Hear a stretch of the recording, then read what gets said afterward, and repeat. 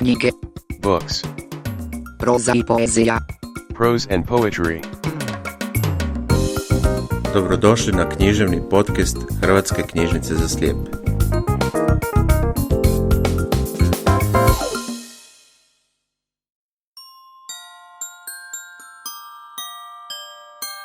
Poštovane slušateljice i slušatelji, u ovoj posebnoj božićnoj emisiji književnog podcasta predstavit ćemo vam dvije novele, božićnu priču Charlesa Dickensa, Betlehem Jurice Pavičića te obiteljski roman Male žene. Na kraju, u minutama poezije, slušamo betlehemsku lirsku pjesmu Drage Štambuka.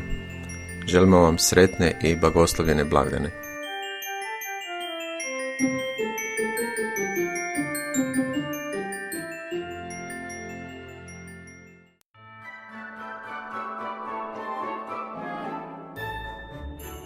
Sretan ti Božić ujače, Bog te blagoslovio, uzvikne na jednom radostan glas. Bio je to glas Scroogeva nećaka, koji se pojavio tako naglo da su njegove riječi bile ujedno i prva najava njegova dolaska. Pih, reče Scrooge, podvala. A bio se taj Scroogev nećak brzom šetnjom kroz maglu i po poledici tako zagrijao da se sav zažario. Lice mu je bilo rumeno i lijepo, iz očiju mu se iskrilo, a iz usta parilo. Božić da je podvala ujače, reče Scroogeov nećak. To za cijelo ne mislite ozbiljno. I te kako mislim, odvrati Scrooge. Sretan Božić. Odakle ti pravo da budeš sretan? Odakle ti razlog da budeš sretan? Kao da ti nije i tvoje sirotinje dosta.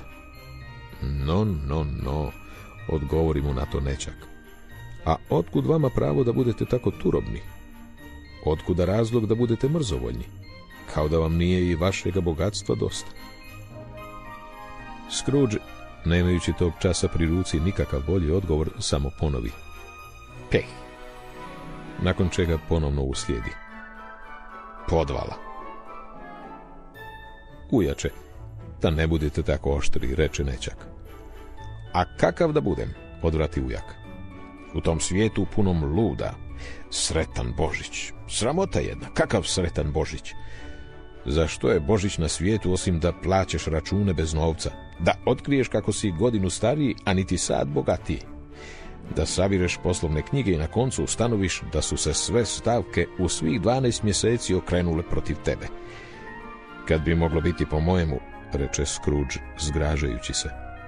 Svakog blesavca koji bi išao svijetom i nazivao ljudima sretan Božić, dao bih skuhati u vlastitom pudingu i pokopati ga s glogovim kolcem protiranim kroz srce. I baš bi trebalo. Ujače, molećivo će nećak. Nećače, odvrati ujak strogo. Ti slavi Božić kako je tebe volja, a mene prepusti da ga ja slavim kako je mene. Da ga slavite, ponovi Scroogeov nećak. Ta vi ga uopće i ne slavite. Onda mi daj mira, reče Scrooge. Velika ti koristi od njega. Uvijek si je i imao. Mnogo je toga mnim, iz čega sam uspijevao istirati nekakvo dobro, no od čega nikad nisam imao koristi, odvrati nećak. Pa tako i iz Božića. Pa ipak sam siguran da sam u božićnim danima, pri čemu ne mislim na štovanje što ga ištu sveto ime i sveti nastanak, ako se to, kad je riječ o ičemu što se odnosi na Božić, može ikako zanemariti, kad god bi na njih došao red, vidio nešto dobro. Jer to su dani lijepi i milosrdni, puni praštanja i dobrote. I to je jedino meni poznato doba u čitavom dugom godišnjem kalendaru, kad se čini da su muškarci i žene kao po nekom dogovoru spremni slobodno otvoriti srce i spremni u ljudima što stoje pred njima zaista vidjeti svoje suputnike do groba, a ne tek pripadnike druge rase, stvorenja što putuju nekim drugim putovima. Iz toga ujače, iako mi to nikad nije u džep spustilo ni trunak zlata, ni srebra, ja ipak vjerujem da sam od toga imao koristi, te da ću je imati i u buduće. I stoga velim, neka bi ga Bog blagoslovio. Pisar u svojoj izbi i ne misleći zapljeska. Potom s mjesta shvati nedoličnost svojega ponašanja, pa pročačka vatru, pa joj tako zanavijek ugasi i posljednju iskru. Neka od vas čujem još samo jedan šušanj, reče Scrooge.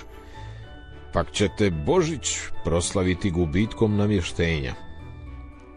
A vi ste, gospodine, doda okrećući se nečaku, silan govornik, te se čudim da već niste u parlamentu. Ne ljutite se, ujače, no dajte, večerajte sutra s nama. Scrooge odvrati da će se vidjeti. Da, doista reče baš tako. Reče zapravo čitavu frazu, naime da će se prije vidjeti na jednom vrlo dalekome mjestu. Ali zašto? Uskliknuo Scroogeov nečak. Zašto? Zašto si se oženio? Upita Scrooge. Zato što sam se zaljubio.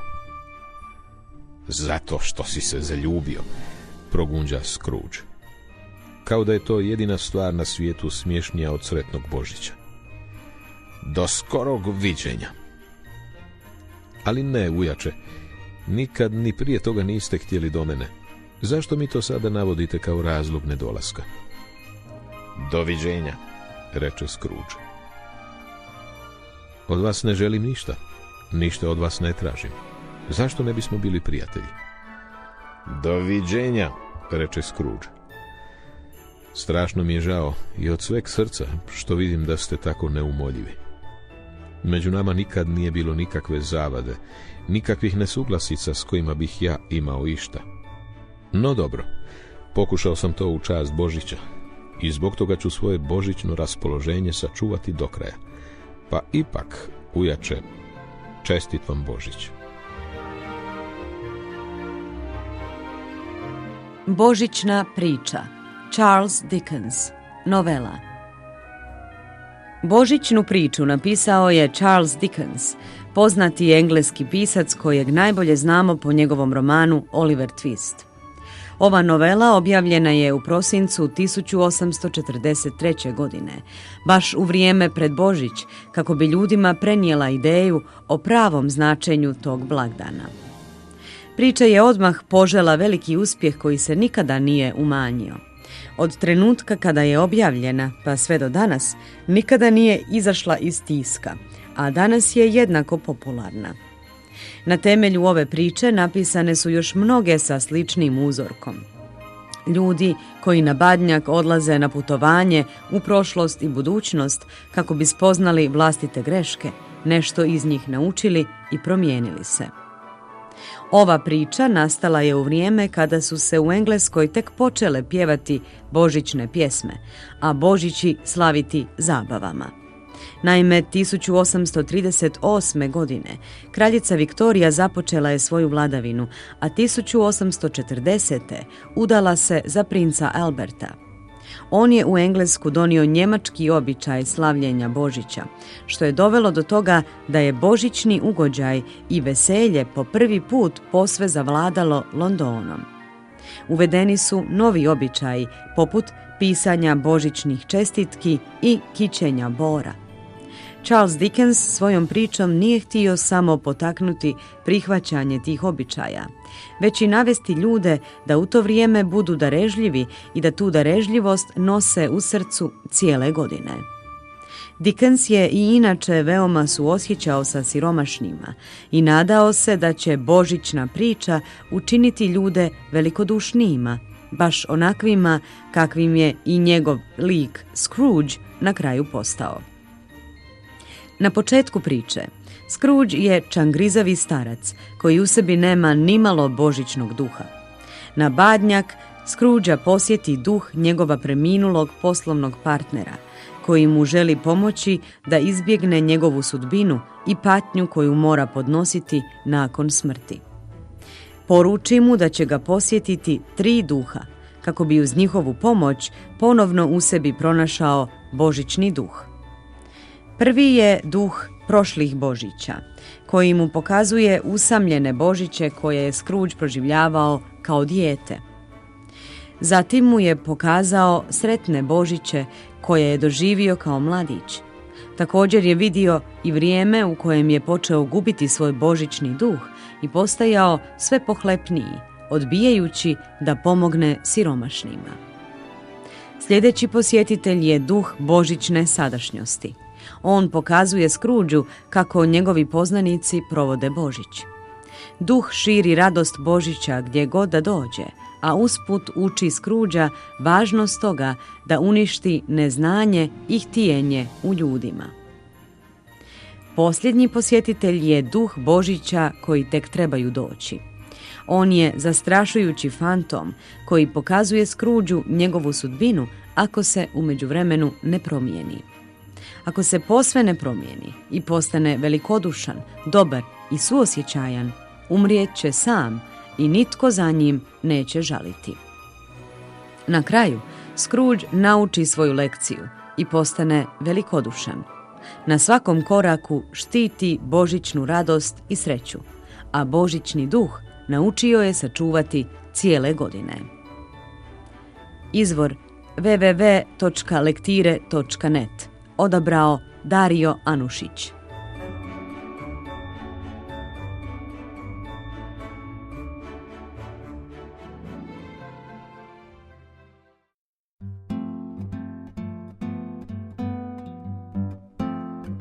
Godine 86. Šior Ivin je Betlem bio još veći. Koncem kolovoza dovezao je s građevinskog skladišta vreću gipsa. Uoči blagdana ispraznio je iz tinela stolice i stol, odgurao kredencu uz kraći zid da bi za Betlem oslobodio čitavu stranu sobe. Od gipsa je izmijesio gorski masiv, brežuljke i riječni klanac. Po gipsanim obroncima položio seoske kuće, a vrške planina uresio šumarkom od prutića i zeleno piturane spužve. Staru je Isusovu štalicu dogradio i povećao i položio je uz obronak brijega. Iza Palestinskog gorja sad su na zidu svijetlile električne zvjezdice i žuti mesingani uštap. Betlem je položio na tlo već početkom prosinca. Ubrzo su ih počele pohoditi vižite. Susjede iz Nanice zazvonile bi na vrata, donijele orehnjače, bucolaje ili londonere, te udivljeno sjedile i gledale Ivino čudo. Najviše su dolazila djeca. Kroz stan su im prošli svi mali rođaci, susjedi i djeca dalekih znanaca, a Šior Ivo bi svakom od njih strpljivo rasvijetlio Betlem i zamračio kuću. Djevojčice bi pred svjetlećom divotom stajale skrštenih ruku u nijemoj prepasti, a dječaci bi se prsima bacili na umjetnu tratinu i stali rukama gnječiti deve, mudrace i naprtnjače s blagom. I ja ću dogodine staviti Betlem, rekao je susjed Neno kad je kćer Klaru doveo da vidi Ivino djelo. Zora na to nije rekla ništa, nego ga je ponudila bobićima i travaricom. Sjedili su tako i gledali u Betlem koji je svjetlucao u popodnevnom polumraku. Te zime nisu za badnjak mogli večerati u sobi, stoga su stol pristavili u kuhinjici i odblagovali kao svaki put rižota od sipe, bijelog i crvenog bakalara. Na malom kuhinskom stolu gurali su se laktovima. Dogodine bi tata mora napraviti manji Betlem, rekla je Vesna dok se preko stola izvijala da dohvati papar. Zora nije odgovorila ništa, samo ju je bez riječi prostrijelila pogledom. Betlem su raspremili tek sredinom marta. Kad su sve rastavili i spakirali, soba je ostala prazna i bijela, sva prljava od iglica, resica i čuperaka mahovine. Pred njima su bile 4 kutije pune kućica i figurica, te gipsane gromade razvaljena gorja. Di ćemo s ovim? Pitala je Zora, a Ivo odgovorio. Pa nećemo valjda bacit. odnijeli su sve to u bivšu radnu sobu. Gipsana brda položili na dno, a kutije do vrata. Vrata su se jedva mogla zatvoriti. Šteta je da ovako to stoji, propada, rekao je Ivo i zdvojno zatvorio sobu. Betlehem, priča iz zbirke Sakupljač zmija. Jurica Pavičić, pripovjetka. Sakupljač zmija zbirka je izabranih priča Jurice Pavičića. U fokusu ovih maestralnih, iznimno filmičnih priča obični su ljudi i njihovi obiteljski odnosi, nade i razočaranja. Zbirka je to koja bez ijedne suvišne riječi progovara o toplini i tuzi juga, o sudbinama svijeta, nedovršenih kuća i nedovršenih poslova, kako je Mediteran opisao palestinski redatelj Elija Sulejman.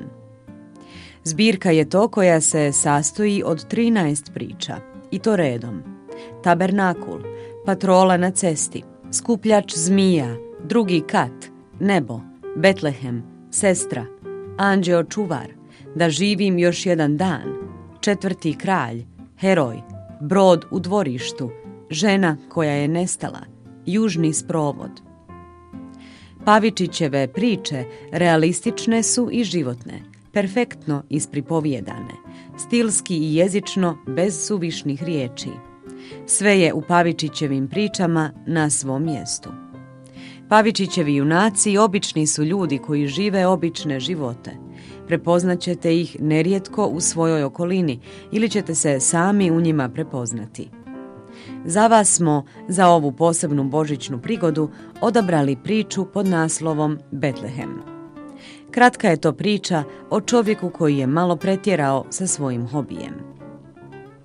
Godine 1984. kada Božić prema vani javno nije ni postojao, a javno se slavila samo Nova godina i nije bilo ni šarenila, ni rasprodaja u shopping centrima, kako kaže sam autor Jurica Pavičić, Ivo Mijun odlazi u invalidsku mirovinu u dobi od 55 godina. I dok njegova supruga Zora i kćerka Vesna i dalje imaju svoje obaveze, novopečeni invalidski penzioner provodi dane u dokolici. Na nagovor supruge odlučio je pronaći hobi kojim će ispuniti penzionerske dane. Bližio se Božić i šjor Ivo odluči napraviti novi Betlehem. No ni njegova supruga ni kćerka nisu mogle ni naslutiti u što će se njegov novi hobi pretvoriti i kojih će razmjera postati njegova obsesija. Iz godine u godinu šjor Ivo je sve ranije počinjao s izradom božićnog dekora, koji je s vremenom bivao sve ljepši, bogatiji i impozantniji. Oko Bora bi posložio kuće, željeznicu, načinio vodopade, jezera, stavio bi u svoju majušnu Palestinu skretnice, vodenice, ranžirne kolodvore, crkvu i cijele gradiće.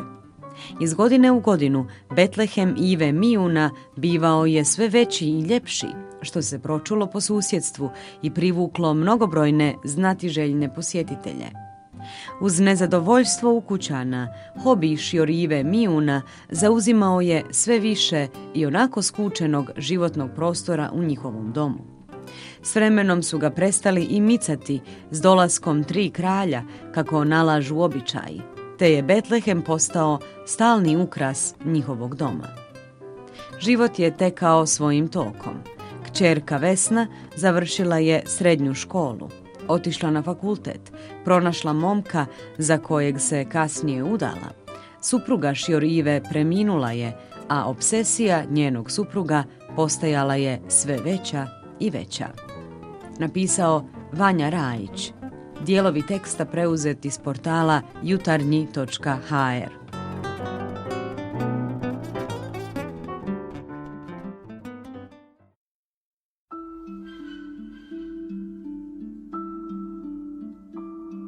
Jo se prva probudila tog sivog božićnog jutra. Na kaminu nije bilo obješenih čarapa i za trenutak je osjetila razočaranje kao davno jednom kad je njezina čarapica pod teretom poklona pala na pod. A tada se sjetila majčina obećanja i zavukavši ruku pod jastuk, izvukla grimiznu ukoričenu knjižicu. Dobro ju je znala, jer bila je to ona lijepa stara priča o najboljem životu ikad življenom. Pravi vodič za svakog hodočasnika koji se poduhvati dugog putovanja. Probudila je Meg sa Sretan Božić, te je ponukala da vidi što je pod njezinim jastukom. Pojavila se zeleno ukoričena knjiga s istom slikom unutar korica i nekoliko riječi ispisanih majčinim rukopisom, što je taj poklon u njihovim očima učinilo vrlo dragocjenim. Uskoro su se probudila Bet i Emi, te zarovale da nađu svoje knjižice. Jedna golubinje, a druga plave boje. Pa su sve četiri sjele gledajući ih i pričajući o njima, dok se istok crvenio od nadolazećeg dana. Unatoč svojim sitnim taštinama, Margaret je imala slatku i pobožnu narav, pa je i nesvjesno utjecala na svoje sestre, posebno na Jo, koja ju je nježno voljela, te se pokoravala, jer je Meg kao savjetodavka uvijek bila vrlo obzirna. Djevojke, rekla je Meg ozbiljno, premještajući pogled s raščupane glave pored sebe na dvije manje glavice pokrivene noćnim kapicama u susjednoj sobi. Majka želi da ove knjige čitamo, volimo i na njih pazimo, i s tim bismo trebale početi istog ovog trena. Prije smo tako uistinu mislile, no otkad je otac otišao, a ova nas ratna nevolja uznemirila, zapostavile smo mnoge stvari. Vi kako hoćete, ali ja ću svoju knjigu držati na ovom stolu ovdje i svakoga jutra čim se probudim malko iz nje čitati, jer znam da će mi to koristiti i pomoći mi da prebrodim dan. A tada je otvorila svoju novu knjigu i počela čitati. Jo je zagrlila i obraz uz obraz čitala zajedno sa sestrom smirena izraza, tako rijetka na njezinu nemjernom licu. Meg je tako dobra. Dođi, Emi, hajdemo i mi. Ja ću ti pomoći s teškim riječima i objasniti ti ono što ne budeš razumjela. Šaptala je Bet, privučena lijepim knjigama i sestrinskim primjerom. Drago mi je što je moja plava, rekla je Emi, potom sobe utihnuše. Čulo se samo tiho listanje knjiga, a zimsko se sunce ušuljalo i milujući svijetle glave i ozbiljna lica, poželjalo sestrama Sretan Božić. Gdje je majka? Upitala je Meg, kad se pola sata kasnije skupa s Jo strčala u prizemlje zahvaliti joj na poklonima. Bog zna, pojavi se kakvi prosjak i jedničak i ode mama odmah vidit što mu treba. Nema žene da tako lako razdaje jelo i pilo od jela i drva. Odvratila je Hana, koja je živjela s obitelji još od vremena Megina rođenja, koju su smatrali prije prijateljicom, no sluškinjom. Valjda će se skoro vratiti. Zato dovrši kolače da sve bude spremno, rekla je Meg, bacajući pogled na poklone skupljene u košaru skrivenu pod sofom, spremne za pokazivanje kad za to bude vrijeme. Čekaj, a gdje je Emina kolonska voda? Dodala je, jer nigdje nije mogla nazrijeti malu bočicu. Malo prije ju je izvadila i otišla je okititi vrpcom, tako nešto. Odgovorila joj je Jo, plešući po sobi, ne bi li razgazila nove papuče. Baš su lijepi moji rupčići, zar ne? Hana ih je umjesto mene oprala i izglačala, a ja sam ih izvezla, reče Bet, ponosno promatrajući pomalo neravna slova koja su je stajala takva truda. Bože, moj dijete, postavila si majka umjesto mač. Zanimljivo, uzviknula je Jo, izvadivši iz košare jedan rupčić. Zar to nije u redu? Meni se tako učinilo bolje, jer su i Megini inicijali MM, a ja sam htjela da se ovima ne koristi nitko osim Marmi, zabrinuto će Bet. U redu je, draga, i to je vrlo zgodna ideja. I vrlo praktična također, jer sad nema pogreške.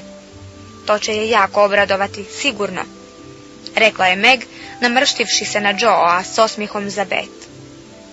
Evo, majke, sakri košaru, brzo, vrisnula je Jo, a u tom su se trenu zalupila vrata dok su hodnikom zazvonili koraci.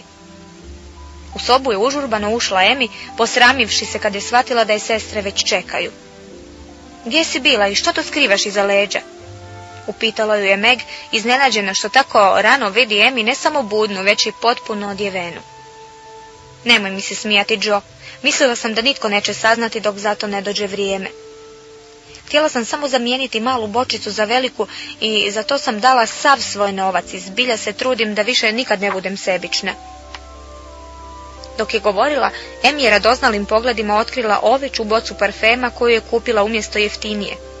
Te se u pokušaju da zaboravi samu sebe doimala tako iskrenom i skrušenom da ju je Meg s mjesta zagrlila, a Joe je nazvala čestitom dušom, dok je Beth otrčala prema prozoru i ubrala ponajljepšu ružu za ukras sjajnoj bočici. Vidite, nakon jutrošnjeg čitanja i razgovora o dobroti postidjela sam se. Istog trena otrčala iza ugla i zamijenila poklon. I tako mi je drago, jer moj je sada najljepši od sviju. Još jedno lupanje ulaznim vratima natjeralo ih je da košaru opet strpaju pod sofu, a same su se primaknule stolu željne doručka. Sretan Božić, Marmi, i još mnogo Božića. Hvala ti za knjige, već smo ponešto pročitale i tako ćemo svaki dan, vikale su uglas. Sretan Božić, mile moje kćeri. Drago mi je što ste odmah počele, te se nadam da ćete tako i nastaviti. Ali prije nego sjednemo, želim vam nešto reći. Nedaleko odavde leži jedna sirota žena s novorođenčetom. 6 djece naguralo se u jedan krevet da se ne bi smrzlo jer nemaju drva. Nemaju ništa za jelo, a najstariji dječak došao mi je kazati da im je zima i da su gladni. Djevojčice moje, hoćete li im kao božićni poklon prepustiti svoj doručak? Sve su bile vrlo gladne, jer su je čekale skoro cijel sat i nekoliko trenutaka nije se čulo ni glasa. Tek nekoliko trenutaka, jer je u to Joe neobuzdano viknula. Strašno mi je drago što si došla prije nego što smo počele. Mogu li ja poći da ti pomognem odnijeti stvari jadnoj dječici? Upitala je Beth puna volje. Ja ću ponijeti uštipke i vrhnje, dodala je Emi, junački se odričući onoga što je sama najviše voljela. Male žene, Louise May Alcott, obiteljski roman. Kada bi me netko zamolio da mu navedem knjigu koja me do sada najviše dotakla i obilježila, na koji god način, moj bi odgovor glasio Male žene. Je li to zato jer sam ih prvi put čitala u najosjetljivijem životnom razdoblju, tinejdžerskim godinama, kad sam se uspjela povezati s mnogim likovima i sličnim problemima koje sam posebno subjektivno doživjela? Je li to zato jer ovaj roman mogu raščlaniti na toliko dijelova i svaki od njih zasebno komentirati? Je li to zato jer je za mene ovaj roman jedan od zaista rijetkih klasika, predivna oda ženama i njihovoj snazi, jedan od onih koji može služiti kao udžbenik na nekim od najvažnijih predmeta ili kolegija? Zbog svega navedenog, odgovor je Male žene. Male žene su 4 sestre, Meg, Joe, Beth i Amy March. Svaka toliko različita, koliko izgledom, toliko i duhom, ali i jako povezane. Radnja ovog romana proteže se preko 500 stranica, kroz koje se smijemo, tugujemo, ljutimo i odrastamo uz ove 4 fascinantne mlade dame. Obitelj March živi u saveznoj državi Massachusetts, mirnim životom u skladnom domaćinstvu kojim upravlja njihova pametna i dobrodušna majka. Otac je vojni kapelan koji služi u američkom građanskom ratu, te su žene one koje drže sve strane njihova imanja. Od njihovih mladenačkih dana pa sve do odraslih godina pratimo odnose između sestara. Upoznajemo taštu, ali dobroćudnu Meg, prgavu i tvrdoglavu Joe, sramežljivu Beth i finu i uglađenu Amy. S djevojkama dijelimo i trenutke prvih ljubavi, razočaranja, danih obećanja i propuštenih prilika. I mi odrastamo s njima. Ovo je još jedna od onih knjiga o kojima se može danonoćno razgovarati. Svatko će je doživjeti na svoj način, ovisno o razdoblju života u kojem se trenutno nalazi. U jednom će trenutku suosjećati s nekom od sestara, u drugom će joj predbacivati. Znam da sam uvijek imala takav odnos prema Joe, meni najdražoj junakinji ove velebne priče. Zašto? Vjerojatno jer sam se prepoznala u njoj i vidjela neke stvari koje nisam htjela vidjeti. Ne radimo li to uvijek? Možda je to i jedan od razloga zašto se s nekim književnim junakom više povežemo. Kao sa Elizabeth Bennet, glavnom junakinjom ponosa i predrasuda, još jednom heroinom koja se nalazi visoko na listi meni najdražih ženskih junakinja. Čak mogu i povući poveznicu između ova dva romana, smještena na različitim kontinentima, ali u približno isto vrijeme. Dva ženska romana u kojima, iako upečatljivi, muškarci igraju samo sporednu ulogu. Dopustite ovoj priči da vas uvuče u svu svoju ljepotu, možda pomalo idealiziranu za današnje doba u kojem se mnoge obitelji razlikuju od ove velike, složne družbe. Neka vam zagrije srca i natjera vas na promišljanje, možda o sebi, ali i o odnosima s drugima. Priuštite si nekoliko slobodnih večeri, skuhajte topao napitak, pokrijte se dekicom i otputujte u 19. stoljeće, u hladan i miran Massachusetts, te pokucajte na prozor sestrama March ili se nagnite na ogradu preko puta njihove kuće i diskretno promotrite veselje i ljubav koji obitavaju u toj predivnoj obitelji. S pravom, jedan od najvećih klasika američke, ali i svjetske književnosti, roman koji je u mnogim stvarima puno ispred svog vremena. I to je ono što ga čini nezaboravnim. Piše Tamara Štiglić Vodopić. Izvor stilueta.net. Odabrala Ivana Vinko.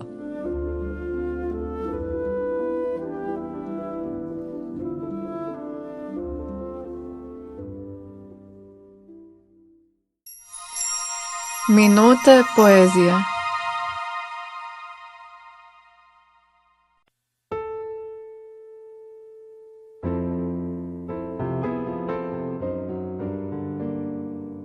Betlehemska. Sve su zvijezde s neba zgasle, samo Betlehemska ni. Složile se u crn ugljen, samo Betlehemska ni. Dok nad svitom tama kulja, gledan ja u svitli vir, i nad njime zvijezde šlajer, čarastvara jusku zvir. Sve su zvijezde s neba zgasle, samo Betlehemska ni. Složile se u crn ugljen, samo Betlehemska ni. Soldati sa bila greba pali su u ponor mrk, zaorila trublja vitra, sudnji dan se odbi trd. Sve su zvijezde s neba zgasle, samo Betlehemska ni. Složile se u crn ugljen, samo Betlehemska ni. Izronila repatica, Betlehemska nad naš grad, naša poja, šume, škoje, domovine morski stan. Sve su zvijezde s neba zgasle, samo Betlehemska ni. Složile se u crn ugljen, samo Betlehemska ni. Priko mora nam je pasat, odvesen iz modri val, di pribiva svitlo ime, Marija i Josip drag. Sve su zvijezde s neba zgasle, samo Betlehemska ni. Složile se u crn ugljen, samo Betlehemska ni. Neka cijela zemlja piva, do nebesa digne glas, da nam svitli zvijezda zlatna, Betlehemskog kraja znak. Sve su zvijezde s neba zgasle, samo Betlehemska ni. Složile se u crn ugljen, samo Betlehemska ni. U njom živi vela snaga, tuče srce za naš spas. Zarad milega ditića, čana nosi vični dan. Sve su zvijezde s neba zgasle, samo Betlehemska ni. Složile se u crn ugljen, samo Betlehemska ni. Hrvatska knjižnica za slijepe, prosinac 2020. Podcast Hrvatske knjižnice za slijepe financiran je sredstvima Ministarstva kulture te je dio programskih aktivnosti ustanova u nadležnosti Ministarstva kulture za 2020. godinu.